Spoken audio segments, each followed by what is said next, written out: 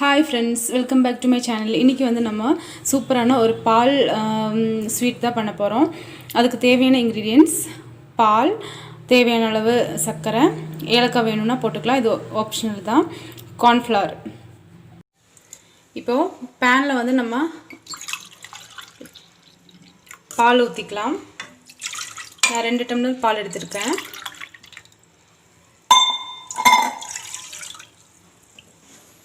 பால் நல்லா கொதிக்கட்டும். நம்மளோட பால் வந்து நல்லா கொதிச்சிருச்சுங்க. நீங்க full fat milk யூஸ் பண்ணிக்கோங்க.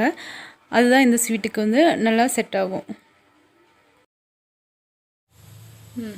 இப்போ வந்து பால் நல்லா காஞ்சிருச்சுங்க. இந்த டைம்ல நம்ம வந்து ஒரு டம்ளர்ல cornflour வந்து பால்ல mix பண்ணி வச்சிருக்கோம்.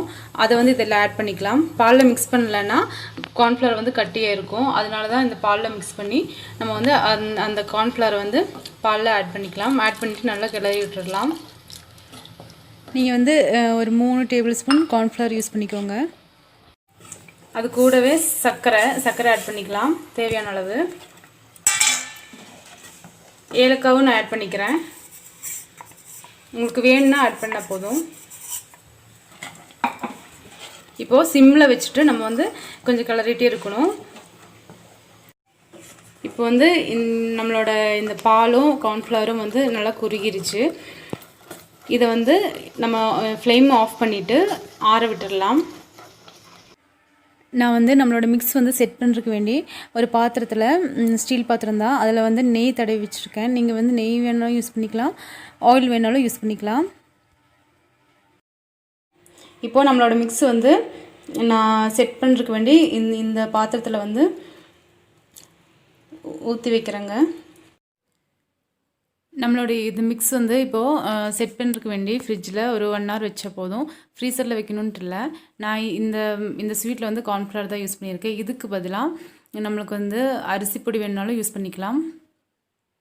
செட் பண்ணதுக்கு அப்புறம் செட் ஆனதுக்கு அப்புறம் நம்ம எடுத்து பார்க்கலாம் எப்படி இருக்கு அப்படினு சொல்லிட்டு. இப்போ வந்து நம்ம ஃப்ரிட்ஜுக்குள்ள வெச்ச நம்மளோட மில்க் ஸ்வீட் வந்து வெளியில எடுத்துறோம்.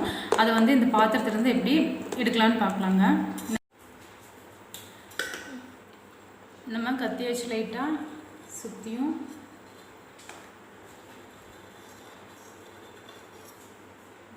இதை எடுத்துட்டு நம்மளோட இதுல லைட்டா தட்டி கொடுத்தா இப்போ வந்து நம்மளோட ஸ்வீட் வந்து வந்துருச்சு.